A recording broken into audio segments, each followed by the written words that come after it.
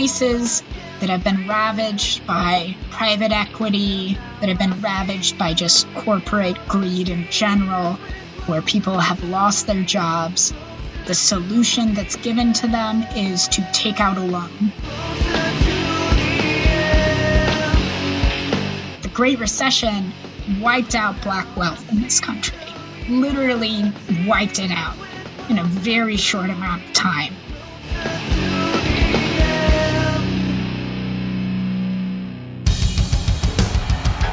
What I have said is that this campaign is not just about electing a president, it is about making a political revolution. MMT! Taking money from our children and borrowing from China. People are dying. Is the program so critical it's worth borrowing money from China to pay for it? And if not, I'll get rid of it. Stop lying!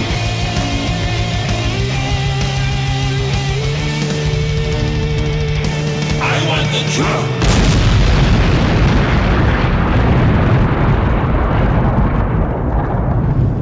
Now let's see if we can avoid the apocalypse altogether.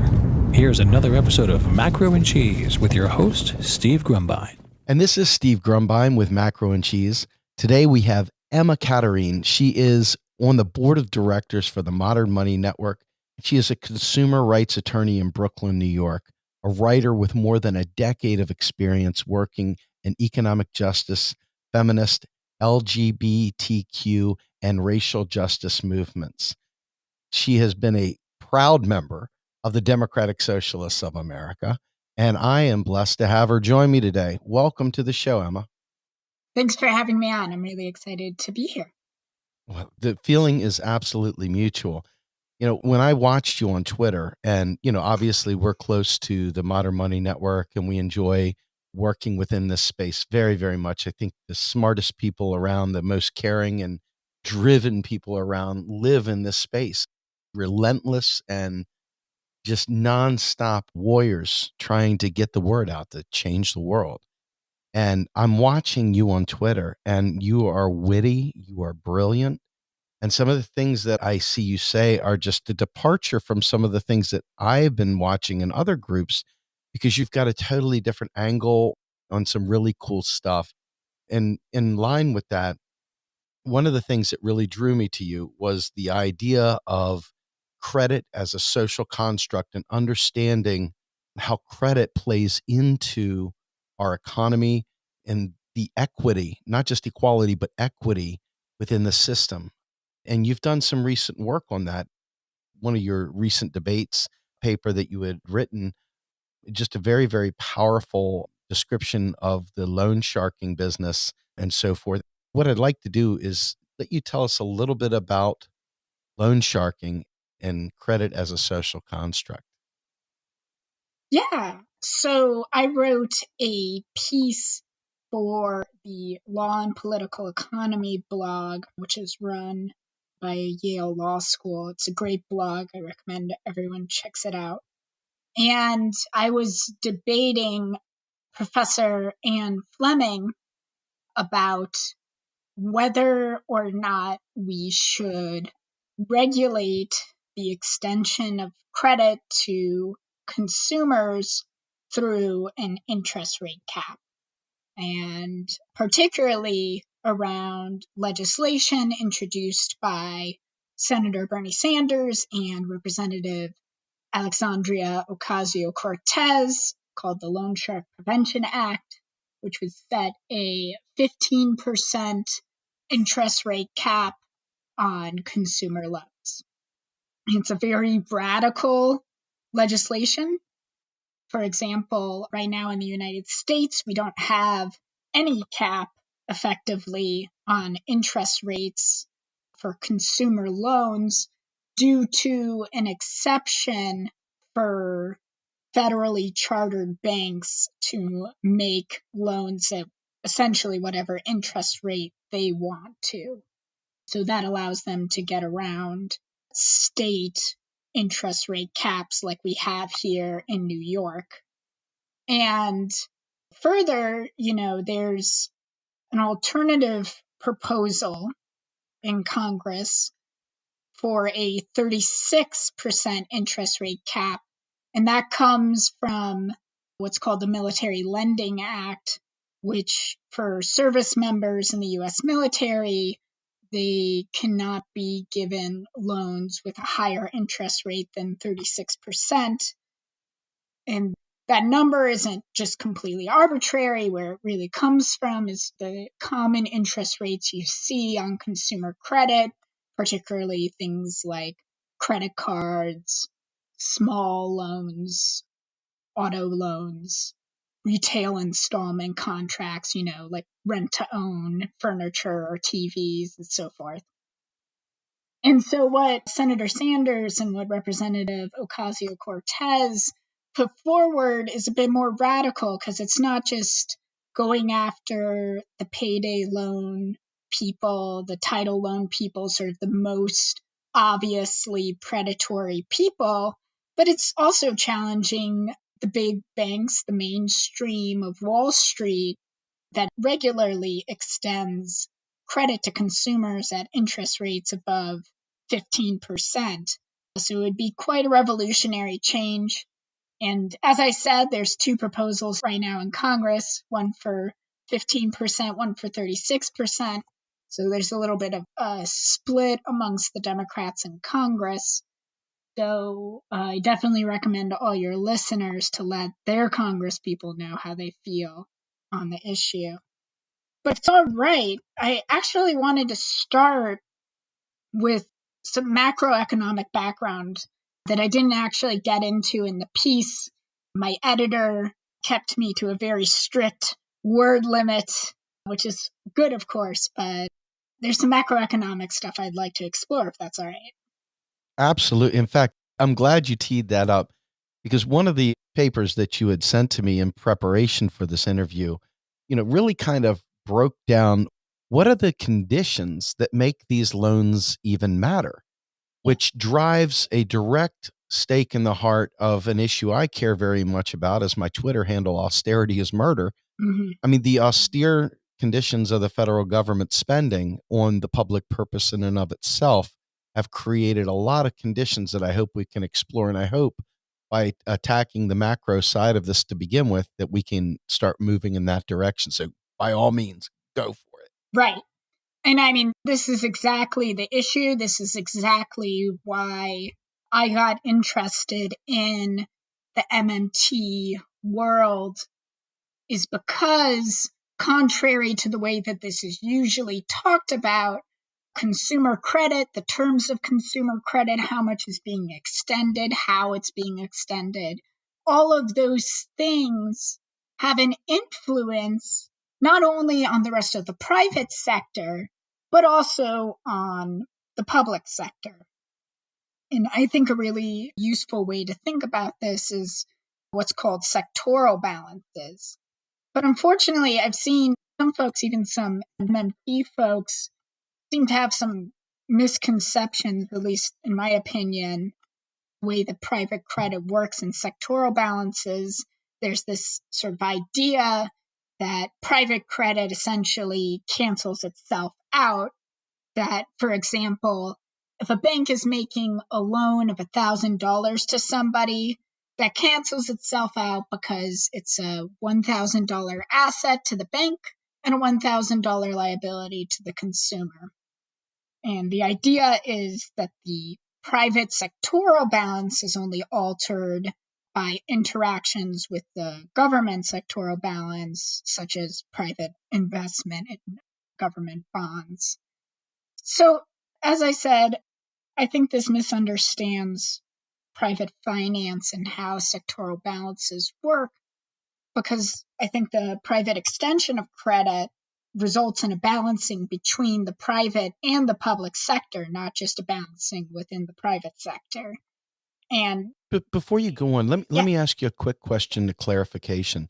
When we're talking about sectoral balances, the way I understand it, and I just want to set the stage for those who maybe haven't heard the term before. Sure. When we're talking about sectoral balances, I understand it to be private credit, public debt, and rest of world, which is kind of leakages and balance of trade and things like that. Is that the sectoral balances model, stock flow consistent modeling, et cetera? I mean, is that what we're talking about here, or is there another aspect of this that I didn't touch on? That's essentially what it is. So basically, he wasn't the first person to do it, but the person who's most well known for this is Wynn Godley, British economist. And essentially, what it is that you take two different equations for GDP and you set them against each other, and you use that to calculate the sectoral balance of the private sector, the sectoral balance of the government sector, whether the government is running a deficit or whether it's running a surplus, and then what's often called current accounts, which is just the trade balance, imports versus exports. And for the private sectoral balance, it's calculated by the private savings minus the private investment. And I think that's one of the major misunderstandings here, is that consumption isn't actually calculated for the purpose of determining the private sectoral balance. Consumption actually nets out in the equation. I don't want to get too much into the wonkery. I think it's, even for people who are familiar with it, it's a little bit difficult to follow when it's all being spoken about. I wish I had a whiteboard that I could show your listeners, but to get a little bit back on track. So basically, I think it's important to understand the way that private credit interacts with sectoral balances, because it's really kind of the key to understanding financial crises, with the risk of default that exists with private consumer debt. The default risk is, of course, far higher than the default risk of monetary sovereigns. With the US at this point, there's essentially zero risk that the US is ever going to default. And while, private credit defaults can be mitigated and postponed through extension agreements and refinancing and debt buying and so on and so forth, it's really only government intervention that can discharge defaulted obligations through things like bankruptcy. And so with the subprime foreclosure crisis, you had a very quick loss of value of the creditors' assets. They had all these subprime mortgages, and the people who they lent them to could not service the debt, could not keep up with their payments, and they defaulted.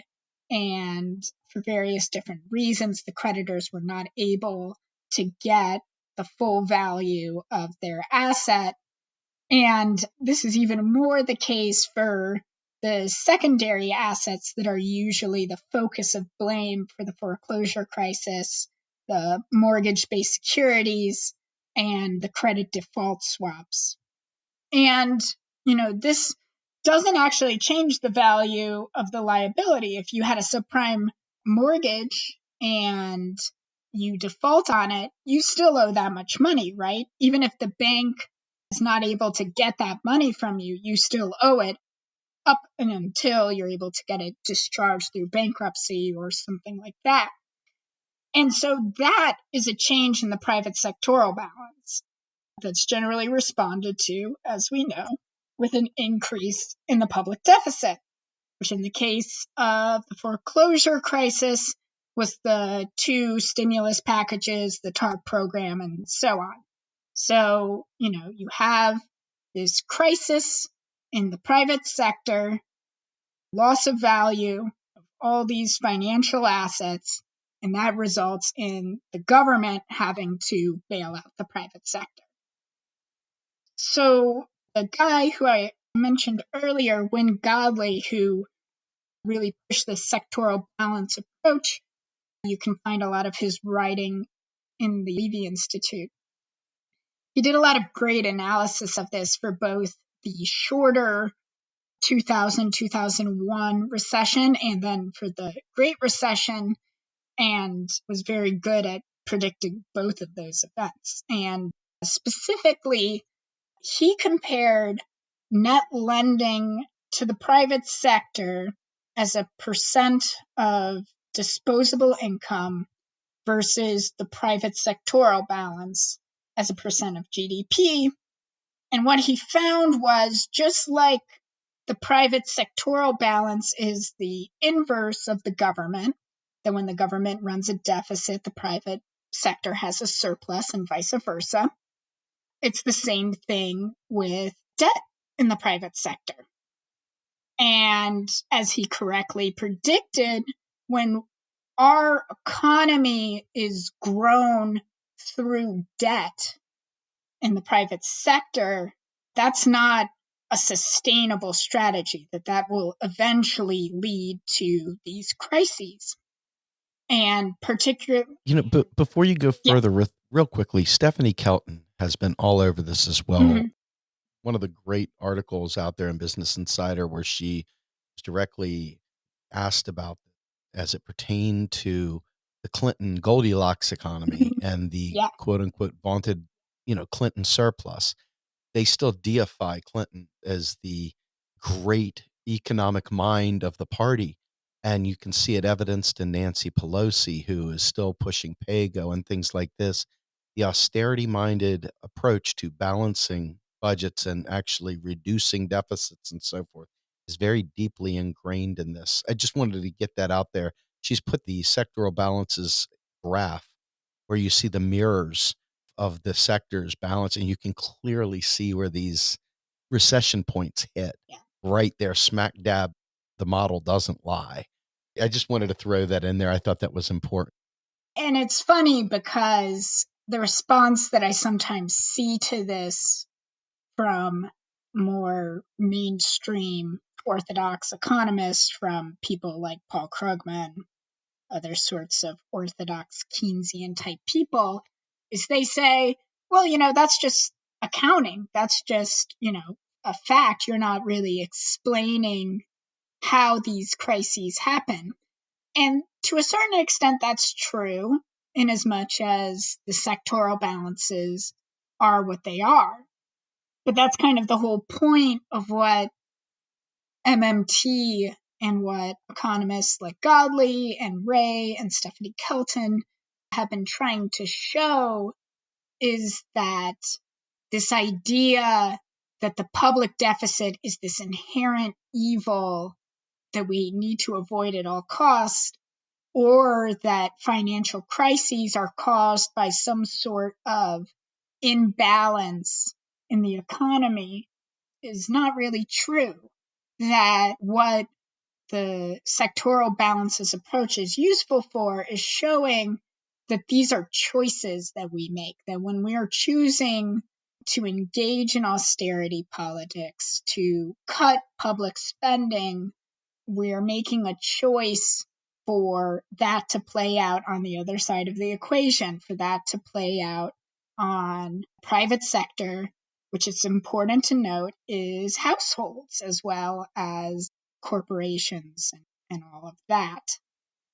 And of course, with consumer credit, the impact there is on households. It largely falls on households.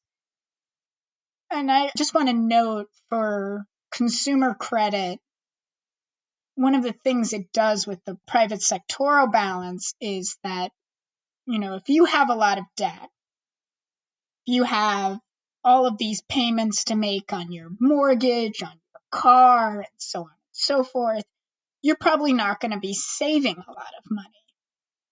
And really what the private sectoral balance is net private savings. It's savings minus investment. And of course, this actually also plays out in the private corporate sector as well.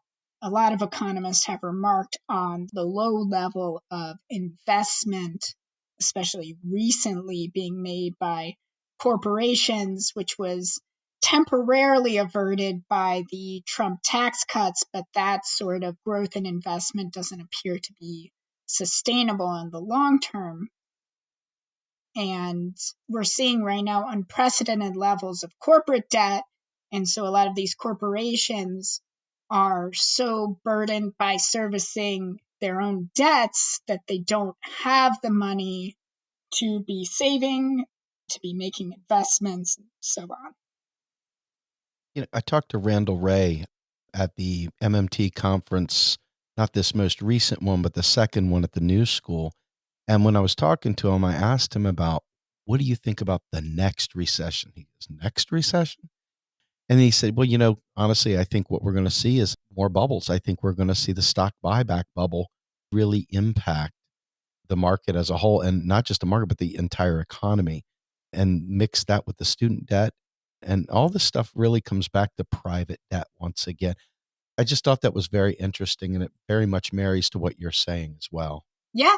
And something that I've been focused a lot on recently, I'm working on a law review article on right now, is private equity. Private equity firms are rather infamous for loading private companies with tons of debt. And then those companies, in order to service that debt, do things like cut jobs, sell off all of their real estate holdings, and so on and so forth. That has a really detrimental effect on the local communities that those companies are in, working people especially, people of color especially. And I think we never learned the lesson of the foreclosure crisis and the Great Recession. We still have a growth model in this country that's through private debt. It's just less based on mortgages, on subprime mortgages in particular, than it was before. And there seems to be a hope among a lot of mainstream economists that that will be enough to stop another recession from happening. But that is pretty doubtful, considering that, we have, for example, over $1.5 trillion in outstanding auto loan debt that oftentimes is securitized, just like those subprime mortgages were. So you can have the exact kind of cascading domino effect, because contrary to popular belief, just like with the foreclosure crisis, you're not going to get the full value of the asset just by repossessing the car in this case. You bring this up. I think it's worth noting. You look at Detroit, Michigan, and the same exact thing happened in this municipality. And then you look down at Puerto Rico, the exact same thing happening. Unbelievable. And you look and you see, when folks look at Greece, the same sort of predatory positioning, even though I know that the Troika is not exactly a private equity firm. They're doing the exact same kind of debt-based austerity on not just businesses and people, but actual states and countries and townships, you name it. It's an epidemic. I think this is like a whole business model.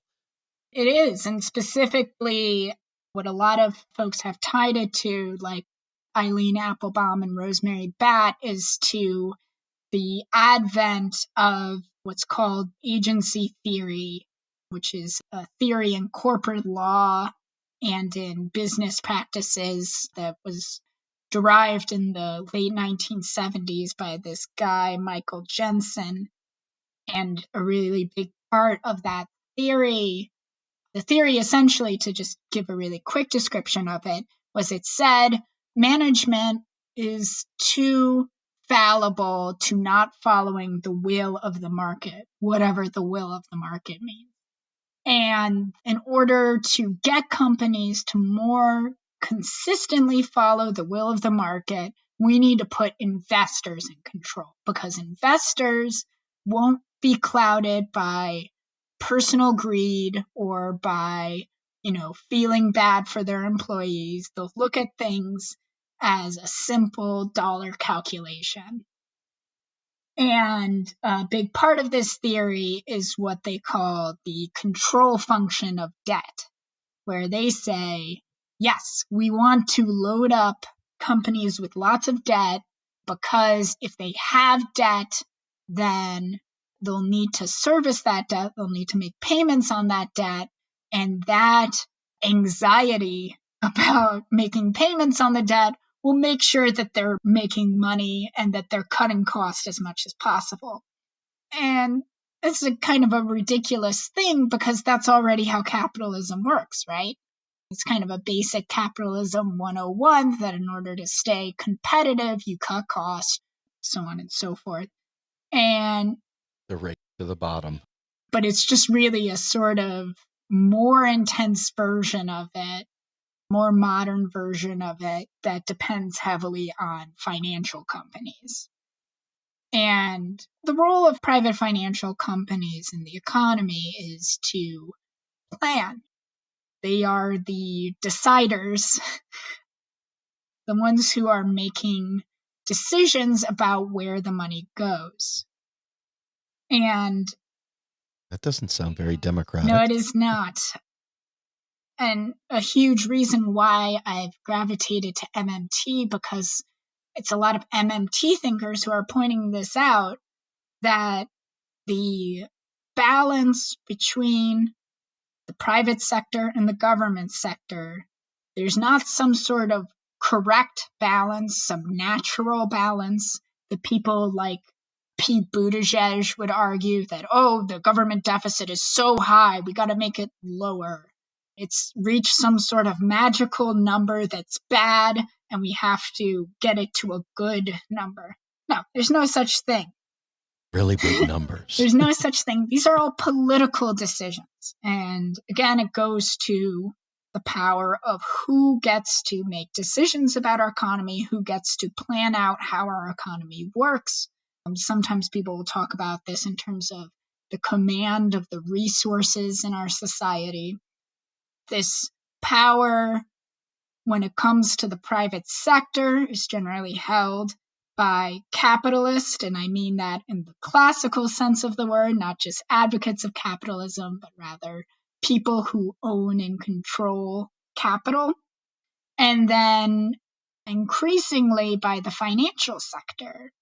The private financial sector has essentially filled the gap of planning that's been created by neoliberalism, that's been created by austerity politics that have intentionally let go of the government's power in planning through cuts in spending, through privatization, through market-based decision-making. And I just want to tell you right there, that right there, if I could capture that 30-second clip, is just out of this world phenomenal. Really, really well done. I agree 100%. And what's really scary about it is that, again, we didn't learn the lessons of the foreclosure crisis or the Great Recession. In fact, we've doubled down on all these things. You know, the one honest thing that the private equity industry has possibly ever said is, we didn't cause the Great Recession. They're right about that. They weren't a very big player at the time that the Great Recession happened, but now they are. And that's the sort of doubling down on a private debt financed growth, private debt financed economy that we've seen. And it's scary. There's a great piece in the New York Times. It was kind of one of these cool interactive sort of deals where it's, you know, lots of graphics and so on. And the point of the piece was just to show you how so many of the things in your day-to-day life now, from your water to your toothpaste to your lunch, has private equity involved in it. And unlike a lot of investors in the past, private equity is intimately involved in management decisions. So when I talk about the financial industry being planners, usually that means things like Citigroup, for example, saying, yes, Keystone XL, we will give you a revolving line of credit for your pipe. But they don't decide where the pipe gets built. They don't decide any of like the specifics. Private equity has changed that, and private equity's mission in deciding the specifics is what's often referred to as vulture capitalism. They want to strip every bit of value for themselves. They don't care about the long-term sustainability of the company that they are quote unquote investing in. And that's what leads to things like the closure of Toys R Us, the closure of Black Jewel, which is a mining company in Kentucky. A lot of coal mining companies have recently declared bankruptcy due to debt burdening by private equity companies. It's frightening how prevalent this model is becoming, and the only sort of hope is that politicians like Senator Elizabeth Warren with her Stop Wall Street Looting Act and Senator Bernie Sanders are finally speaking up and trying to carve out another way forward. That's powerful stuff. Let me ask you, given that we're talking, even though this is still, dealing on a private level, this starts trickling down to you and me and people who are far less capable of absorbing the shocks to each of these companies, the communities that these companies keep afloat by the economic activity, and all the other cultural aspects of a community. You see rust belts throughout America. You see all kinds of old malls that are completely empty. You see places that have never ever been revitalized that stand no chance. And we're not talking about just the typical going back in there and basically kicking out all the poor folk and building it up for that rich folk. We're talking about literally leaving these places as ghost towns. Talk about the impact that these vulture capital predators here have on communities as a whole, not just the companies, but the people. Well, my law school, my labor law professor is a great man named John Cicero. And he worked for the National Labor Relations Board back in the day. And what he told me was he's never seen anything quite so devastating as a company or even just a factory in one of these sort of small towns being shut down. The effect is devastating. We're talking about not just immiseration of the population, but quality of life, that people are living for less long, especially, people in my generation are living for less long. It's a feedback cycle because without public investment, when we're under these sort of austerity conditions, especially under the Trump administration, what we have is the only life raft that's thrown is private credit in these places that have been ravaged by private equity, that have been ravaged by just corporate greed in general, where people have lost their jobs. The solution that's given to them is to take out a loan. It was unfortunately quite common in the aftermath of the foreclosure crisis that people who had lost their homes and needed money to get new homes or to, make a down payment on an apartment or whatever, were taking out payday loans or title loans or things of that nature, and just deepening what advocates call the debt trap, that once you are stuck in it, you just get sucked down further and further like quicksand. And, this is the inverse side to the growth that has justified the use of this private debt model in our society.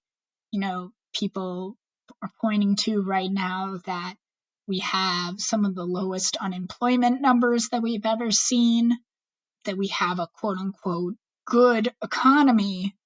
And meanwhile, we have unprecedented amounts of non-mortgage consumer debt, with student loans most famously, but equally as bad is the auto loans that I was talking about earlier. And also we've seen a huge surge in credit card debt. Credit card debt is especially pernicious because it is always meant to be a gap filler. And the people who run these things are not shy about saying this. There's a statistic that Bernie Sanders had been using in a lot of the debates, talking about how the average American family would not be able to handle an emergency expense of $400. And some, schmuck on Bloomberg, the business news site, said, well, you could take out a credit card, you could take out a loan, and then you could cover the $400. And it's that sort of just shameless callousness of, not investigating. Why aren't people making enough money to be able to handle these expenses? Or, if it's, for example, a medical emergency, why as a society are we not investing in making sure that, someone who, God forbid, is diagnosed with cancer or something like that, that doesn't bankrupt them? That our solution to that is not, oh, we'll take care of you. Oh, well, we as a society, will decide this is wrong and horrible and we'll stop it. Instead, it's get further and further into debt.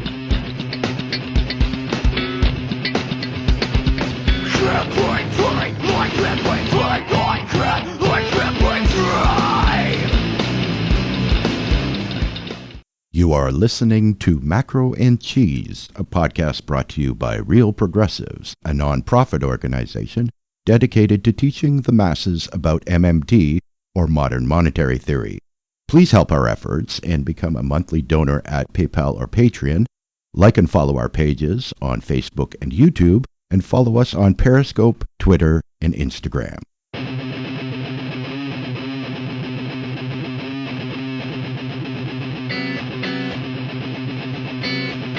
My tolerance, trying my patience, and never would you say me. It's another way, and I'm trying on the lies you'll tell me. Lies you'll tell me. It's also my tolerance, trying my patience, and never would you say to me. It's another way, and I'm trying on the lies you'll tell me. Lies you'll tell me. It's interesting. I suffered immensely from the financial crash in 2008 and 9, and I've still not dug out.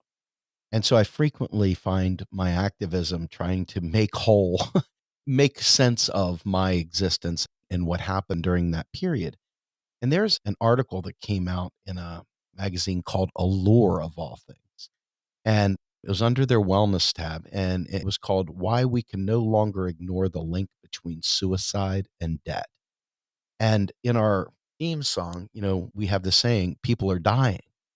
And you go through the cities and towns and you see people laying on park benches, and now you see them putting spikes in the benches and making them so that people can't lay around. Yeah.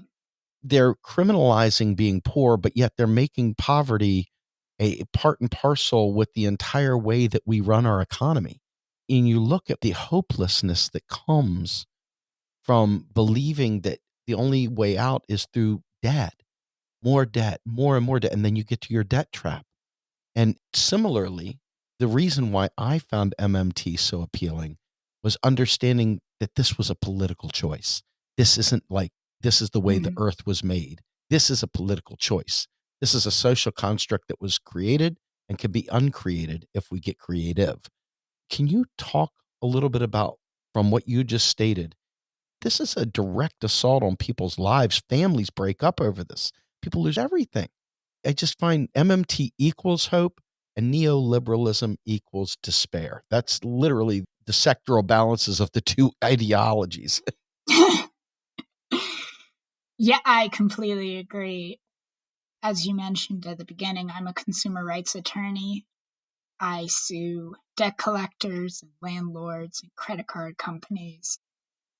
Those kind of wonderful companies. And while I really love what I do, I really love helping people fight back in their own little way.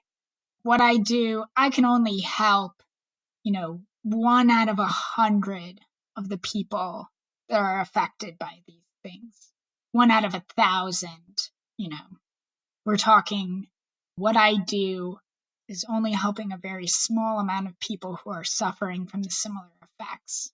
And, let me tell you a little bit about my clients. My clients are all working class people. My clients are almost, I would probably say like 80% people of color. And of course, I'm in New York City, so we're a wonderful city full of immigrants and very diverse city. So that's that. But we're certainly not 80% people of color. And a lot of my clients are immigrants, are Spanish speakers who were advertised to in Spanish and then showed up and were given a contract in English. We're talking about people whose only form of income is Social Security. We're talking about, I would say, close to like 20% of my clients either currently or were recently diagnosed with cancer.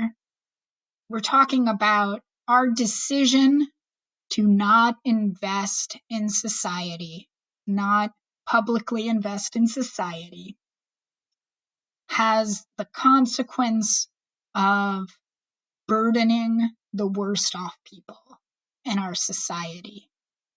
And when we talk about, deepening inequality, and I really hope one thing that we can get beyond is just talking about income inequality, because that really doesn't cover it, especially doesn't cover the racist demographics of it.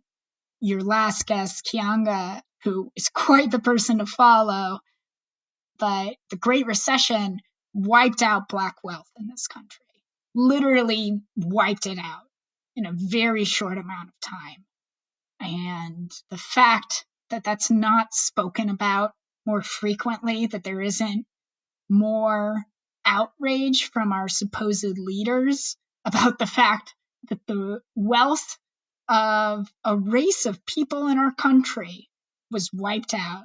And we just, shake our heads and shrug and say, that's the way the market works.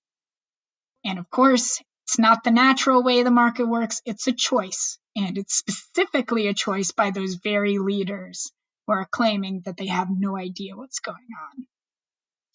And so I'd like to transition, just so I'm not just being a total Debbie Downer for your listeners. Let's talk about what sort of other choices we can make. Absolutely. Love it. About how we can reverse austerity, reverse the neoliberal paradigm. I'm sure many of your listeners are familiar with things like Medicare for All, familiar with a federal jobs guarantee. Both of these things I'm a huge supporter of. They're great. They're an important part of reversing this dynamic. But, the reason why I wanted to start with sectoral balances is when we're thinking about how we're going to change this economy and make a new economy, we need to think about both sides of the equation. So we need to not only think about increasing public investment and public power, democratic power, we also have to think about constraining, restricting, and regulating the power of the private sector, particularly of corporations in the private sector and the financial industry. And so you need to do both of these things at the same time. And that's why I'm such a big advocate for the Loan Shark Prevention Act, which again would set an interest rate cap on consumer lending of 15%. And there's no ifs, ands, or buts about the relation between these two things. The example that I used in my piece in the Law and Political Economy blog was transportation in the area of Virginia where I grew up, Hampton Roads. My argument is you see in Hampton Roads that we have incredibly disproportionately high rates of subprime auto lending and then associated secondary markets like title loans. And those dominate the planning of transportation. When people are complaining in Hampton Roads about things like congestion, about things like being able to commute to work, being able to get to their work, or, just not wanting to spend an hour every day commuting, the solutions that are put forth by the political leaders of Hampton Roads is, oh, we'll add another lane to the highway. The solutions are focused on facilitating this private sector control over what transportation is. And then the flip side of that is you see it actively impeding the public spending alternatives of public transportation, specifically in Hampton Roads, the construction of light rail. And the worst subprime auto loans, I have a client right now who has a 19% auto loan, which is awful. Those loans would be made illegal by the Loan Shark Prevention Act. They would not allow for loans over 15%, and it would completely eliminate the title loan industry, which is one of the most vampiric industries in finance that makes people gamble that very means of income for someone in a place like Hampton Roads, where a car is how you get to work, right? If you don't have your car, you're not getting to work, you're not making money, and you can't pay off your title loan. And it's the debt trap. I grew up very familiar with the debt trap for this reason.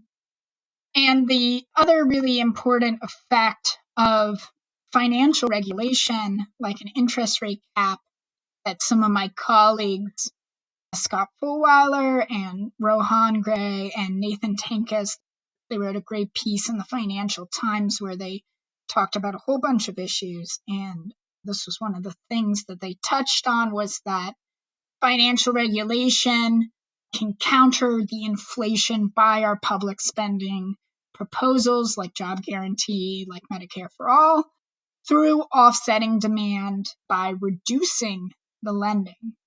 It's completely anathema to how even a lot of progressive advocates of an interest rate cap talk, because they're terrified of what's called the access to credit argument. You know, whenever financial regulation and especially interest rates come up, the finance industry will always argue saying this will hurt access to credit. Or, you know, when they're feeling especially toxic, they'll say this will hurt access to credit for low income communities. This will hurt access to credit for people of color. And usually the arguments that are made by advocates, and they really frustrate me, is no, this won't hurt access to credit. And people need to think beyond that paradigm that, you know, it's just like with the public deficit, that the conversation right now is public deficit bad. And there's just a debate about how we deal with the bad public deficit. And this is kind of the inverse of access to credit good. And that there's no debate about, well, maybe access to credit isn't so good. And maybe we should look at why people are using this credit. You know, and if you move outside of the world of lobbyists and so-called experts, it's very silly on its face, right? How many people do you hear saying, you know, I really wish I had more access to debt? No one's saying that. People wish they had more money through their income, through their job's income. They wish they had health care. They wish they had child care, and so on and so forth. They wish they had solutions to the social problems that plague them. They don't want debt. And again, there's no reason other than a political choice that we confront those social problems with private debt rather than public spending. I want to interject something that stands out to me. You know, you look around at social safety nets and the New Deal, and you look around the world where people actually aren't fearing going bankrupt over medical problems and so forth. And you realize that after a while, trying to grow your stock another quarter point eventually requires that you have new markets because you've saturated the one you're in. And so they start peeling away the fabric of the social safety nets. And it seems like the US's best export right now is neoliberalism. As you look in Australia and you look in the the UK, and other places where they do have robust social infrastructure that is steadily being attacked constantly. But when I talked to Kianga the other day, one of the things she brought up, and it was one of the core principles of her book, Race for Profit, was the concept of predatory inclusion. And as we're talking about access to credit, the idea of taking people that you know bloody well are an eighth of an inch away from losing everything, and then saying, here, let's go ahead and give you a 50% loan on top of it, or let's give you a house that's already on the edge of being condemned. And oh, by the way, there's no risk for us to give it to you because we'll just resell it again 5 minutes later. But you, however, could lose everything by taking this on. But hey, you want to be a part of the American dream. Dream big, have an Xbox, dream big, have a house, dream big. Here's another import car that you can buy at a 40% loan rate. I mean, it's ridiculous. And I think what you're hitting on here is really important. I don't think people understand the trade-off. The economy needs fuel in it. And it's either going to get it through increased access to credit, which we see has many, many problems, or through government intervention, through public spending and public purpose spending, in particular through public money. Can you kind of take a second to balance that out for me? Because I think this is a really big takeaway from what you're saying here. We've gone through sectoral balances. We've talked about the predatory usury that we see within the loan sharking industry, and we see that people are starting to take notice of it. How can you help people to understand that when they are stuck in that paradigm of reducing deficits and so forth, what the impact of that is? Can you pull that together? So for me, I come from a community organizing background, doing labor organizing and feminist organizing, doing organizing with incarcerated people.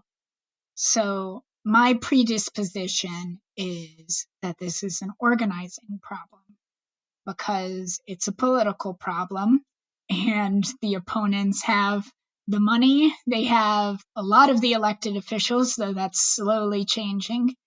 And what we have is people power.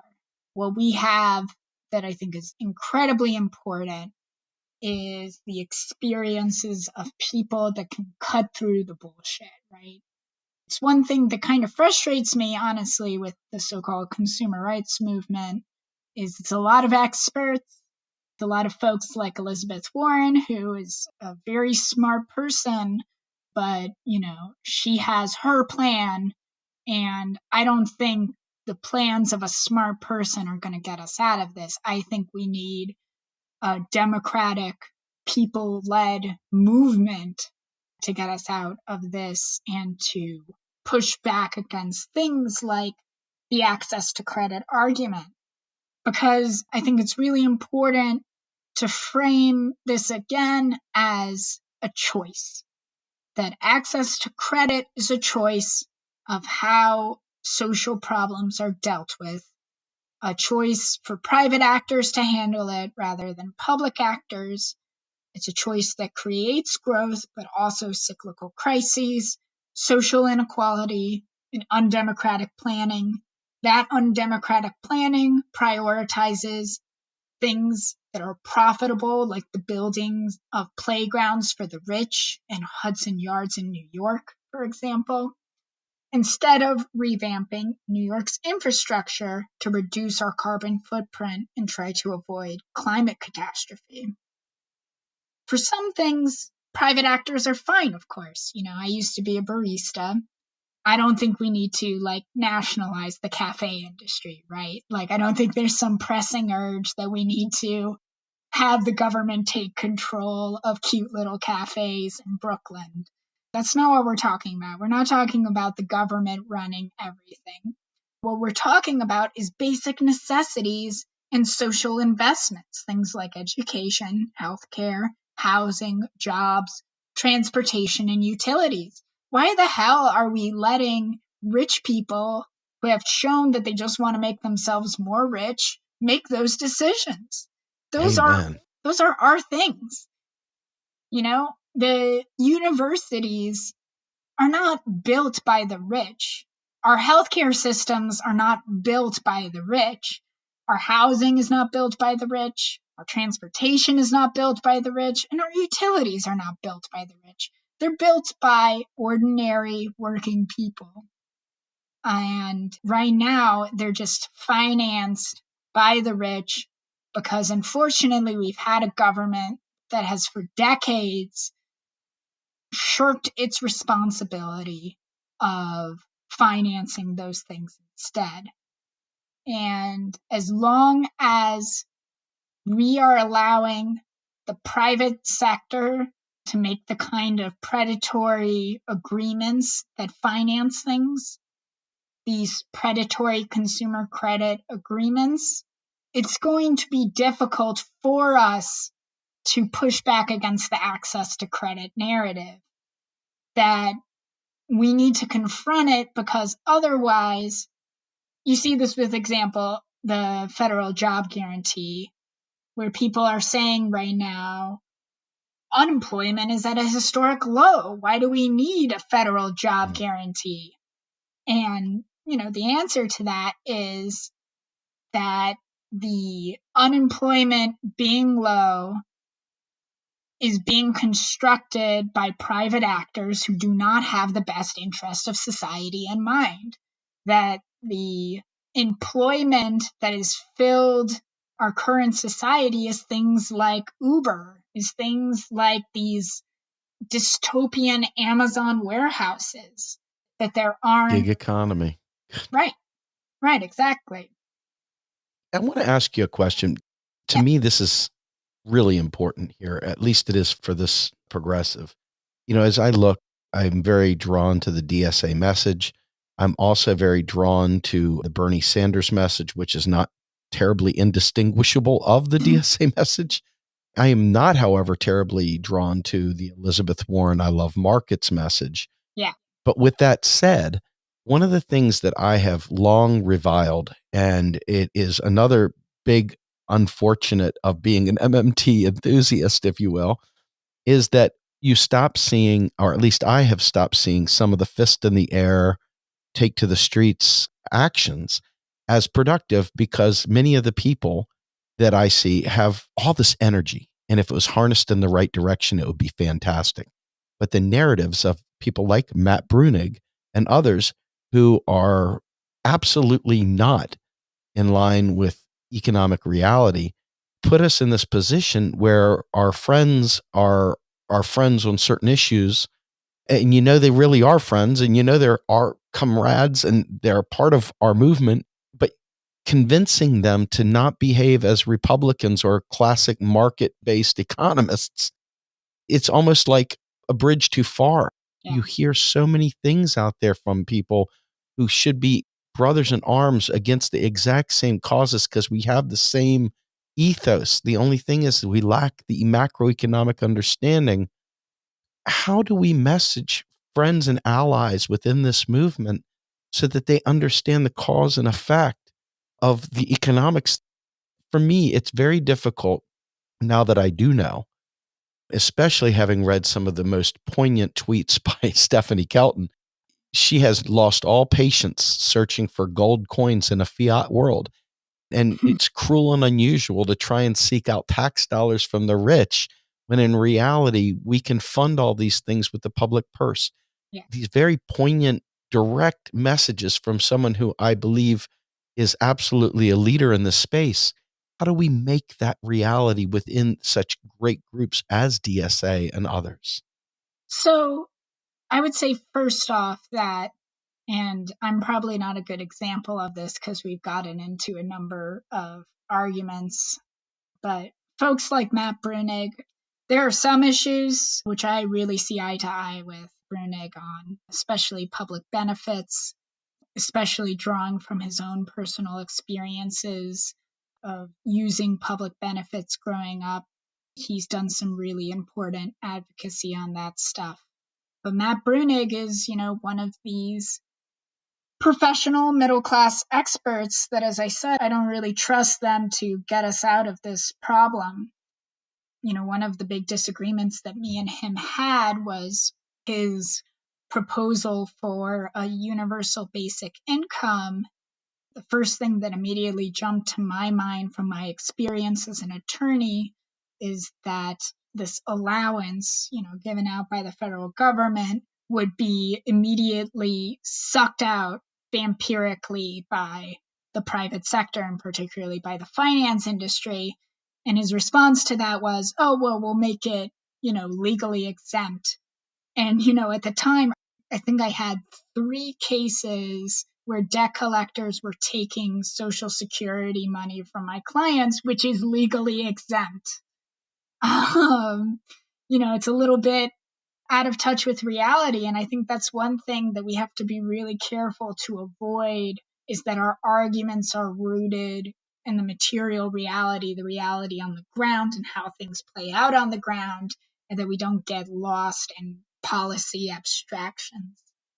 And a big part of what that means is that our focus is the masses and not the individuals, that we're not trying to win over Matt Brunig or any other individual, regardless of how smart or charismatic or whatever they are, that our focus should be on community groups, electoral campaigns that galvanize the public around certain issues, getting organized labor on our side, which I think has been something that we have not done as much as we could, especially, I think they're a natural partner for things like a federal job guarantee and for regulation on finance. I was talking to an activist from Montana who said that their recent success in fighting against payday loans was because their local AFL-CIO said, absolutely, we don't want our members being attacked by these predatory financial companies. We'll support this. We need that groundswell of people. And while, groups like DSA, which again, a proud member of, I love being a member of DSA, our role is the agitators, right? We're not the people who are going to bring about the change. DSA is not going to single-handedly reverse the neoliberal paradigm and create a democratic socialist utopia. It's not going to happen. Our way out of the woods here is that we can agitate the public and agitate the masses around clear and convincing alternatives to the current political choices and political options that are presented to people. And that message has been proven to be extremely effective through things like Bernie Sanders' campaign of Alexandria Ocasio-Cortez, and also through less well-known but just as important local campaigns that DSA chapters have carried out.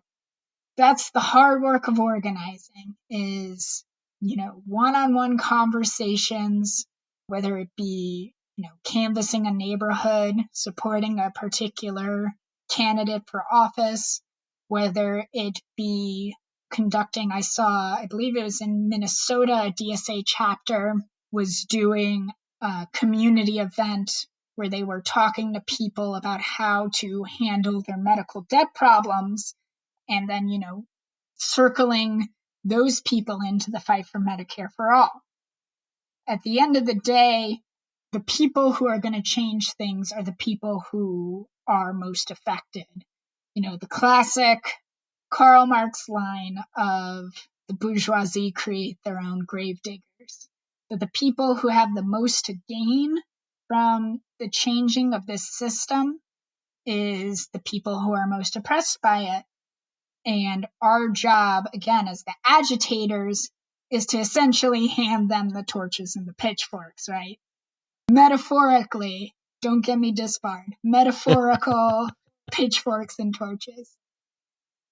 This is fantastic. So let's close this on. Tell us what you're working on. Tell us where we can find you. Yeah. So first off, I want to give another shout out to the Law and Political Economy blog, which you can find at lpeblog.org. It's run through Yale Law School. and it seeks to develop a response to the right-wing law and economy approach by mapping how legal rules concentrate economic and political power amongst dominant social groups and simultaneously build and expand modes of legal thinking which embed the economy and social life. And I especially recommend for your listeners, they had a great symposia on piercing the monetary veil, which is a great thing to check out. And then another big thing for the modern monetary network right now is our Job Guarantee Manifesto. You can find that at jobguaranteenow.org. It's really important that we get lots of great groups and individuals to sign on to this manifesto. You know, we're flexing, right? We're trying to show how much power we have. And that would be a great tool to take to legislatures, to take to other groups that we want to rope into this fight. So again, jobguaranteenow.org.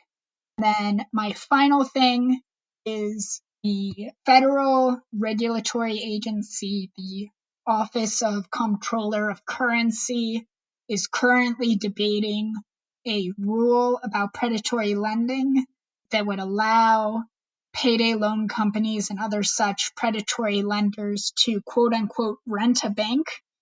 And they would use that to subvert state laws that make payday loans illegal by saying, hey, this is actually a bank loan. And it's another attack by the Trump administration on working people. It's really crude and awful. But there are very few comments on it so far. And we have been able to stop some of these Trump regulations from getting through due to public outrage. So if you're interested in submitting a comment about that, just contact me on Twitter.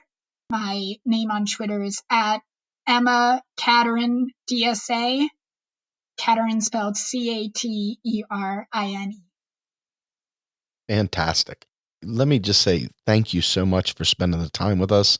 The entire Modern Money Network is phenomenal. I am always impressed with the class and the level of intellect and just knowledge you guys bring to the table. And you're no exception. You've been a wonderful guest. I hope you'll join us again soon. Well, thank you so much for having me. This was great, and I hope your listeners will check us out. Got it. Have a good one. All right, everybody. Thank you so much for joining us. This is Steve with Macro and Cheese.